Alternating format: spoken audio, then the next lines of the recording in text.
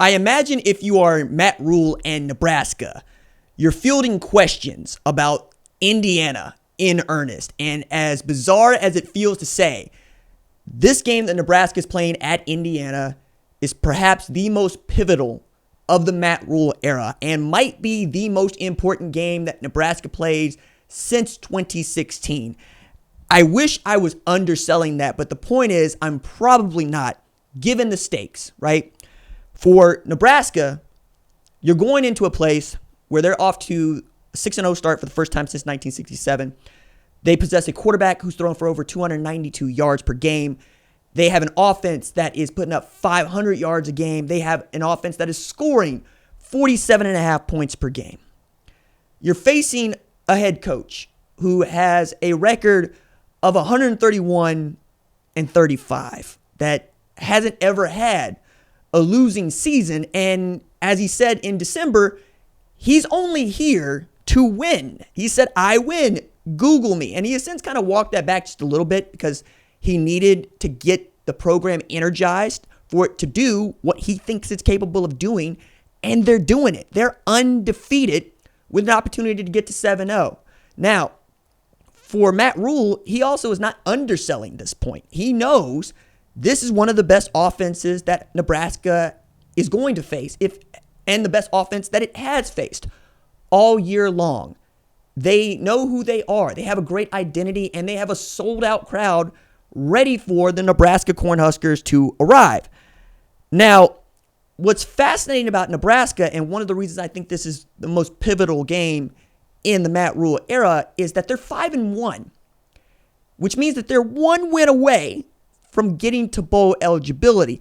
But that wasn't untrue last year. They fumbled opportunity after opportunity to get to bowl eligibility. And as much as those of us that grew up knowing Nebraska is nothing less than what you've known Alabama to be, it is a remarkable turn of events that they could get to this spot in the middle of October before they face Ohio State. But the bugaboo for Nebraska, rightly or wrongly, is that Indiana is ranked and they are not. I don't think that we've seen that often. I don't think we've seen Indiana be the ranked team in a matchup against Nebraska and Nebraska not being ranked, let alone the lower rank, if you will. But more than that, Nebraska's up against what is an astounding streak of 25 consecutive losses to AP-ranked opponents dating back to 2016. And they are 1-15 in Big Ten road games against ranked teams. Their last win against a ranked team on the road in the Big Ten came against Penn State in 2011. But Matt Rhule isn't even stopping there. Number 16, Indiana, he has called it a top 10 football team. And you know what? I think there's a lot to support that. I said earlier this week, in a week where I haven't had my best content, and I'm so sorry about that, we are starting this again on Thursday, and we're going to see if I can't pick this back up. A lot of things have happened here personally, and we don't need to get into that contributes to this stuff, but rest assured, we're doing it now. I said earlier this week, and I did think this was a good point, that if you dressed Indiana as Penn State, you would have Indiana as the number 3 team in the country and Penn State as the number 16 team in the country. We've seen more evidence that Indiana is for real than we know that Penn State is for real. Tyler Warren is for real, right? Abdul Carter is for real. Nick Singleton, Katron Allen, they're for real. I'm not so sure about, Drew Aller, or for that matter, a football team coached by James Franklin in big games, because that's really the demarcation point for Penn State and James Franklin. They don't win the game that would make them the team, right? We would say, to be the man, you got to beat the man. Penn State struggles to beat the man. Like, that's just what it is. If the man is Ohio State that year, they struggle to beat them. If it was Michigan that year, they struggle to beat them. Or they get themselves into a spot where it feels like they should win going away, like Ohio State a couple years ago. And it just doesn't come for them. This year, there's no Michigan, but you would want them this year. You would not necessarily want Ohio State. I also think that for Nebraska, you're going to walk into a hostile environment with a true freshman quarterback who is not the problem. And that's a remark of resounding success for me. You need a deep threat, though, right? Like, Isaiah Nair is supposed to be that guy, coming from the University of Texas, but he's only averaged about 50 yards, maybe less than that, I think. Well, actually closer to like 48 per game because they don't really have an opportunity to push the ball down the field. And if you get Dylan Raiola into a fourth down situation, maybe you can win. That's what Illinois was able to do. Illinois is also a very good football team. I think it's also important to point out that Nebraska and Indiana are both teams that are totally overperforming through the first half of the season. They're one of 20 FBS teams who have exceeded their win totals from last year already, right? Arizona State also having a great year. Their win total this year was 4.5. They've already won 5 games, and they're going to start a former Nebraska starter at quarterback this weekend in Jeff Sims. Hope he can hold on to the football. I think if they get started 7-0, 7-0, Nebraska, they give themselves an opportunity to give that defense something to play with. It's going to be a great start for them. That defense has been giving up just 11 points per game.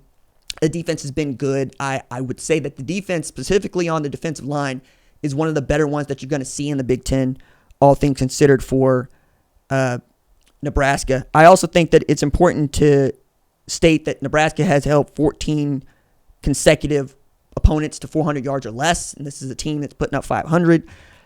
Nebraska also is trying to become the first team since 2012 to hold its first 7 opponents to a single rushing touchdown, to without a single rushing touchdown. Read that statistic wrong. But I think all of that is kind of beside the point.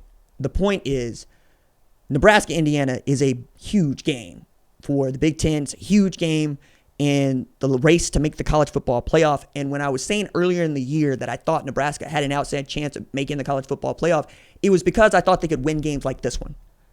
If you can win games like this one, and let's say you take the loss to Ohio State, there's no reason to believe that you can't be a 9-10 win team.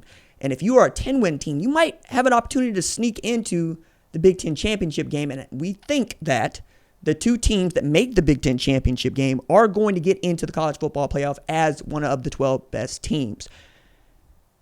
I'm excited about this. I'm excited about what this could mean for Nebraska. I'm excited about what this could mean for Indiana. Somebody is going to continue their Cinderella journey. Somebody's going to continue to tell a story about what it takes to get back, what it takes to be great. Nebraska is, for me, Macbeth toward the end. Almost forgot the taste of fears. The time had been my senses would have cooled to hear a night shriek, and my fill of hair would at a dismal treatise rouse and stir. I have supped full with horror's direness, familiar to my slaughterous thoughts cannot once start me. It's a man who at one point had forgotten what it was like to feel real pressure, to feel real fear, to know that what was coming through that door was likely coming after him. It came after his queen. Night comes in. The queen, my king, is dead. She should have died hereafter. There would have been time for such a word. Tomorrow and tomorrow and tomorrow creeps in the petty pace from day to day, and all our yesterdays are reported fears. Out, brief shadow.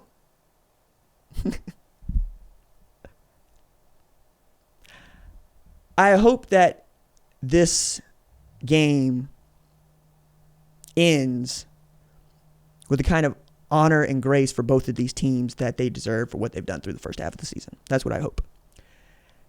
And if it does, my God, I'm going to be here yelling about it. It's going to be so much fun because if Nebraska wins, they're getting back in the top 25. Indiana wins, they're moving up. Then we got to start talking about Indiana versus Ohio State later in the year being a game that might be for who gets into the college football playoff. Whoa.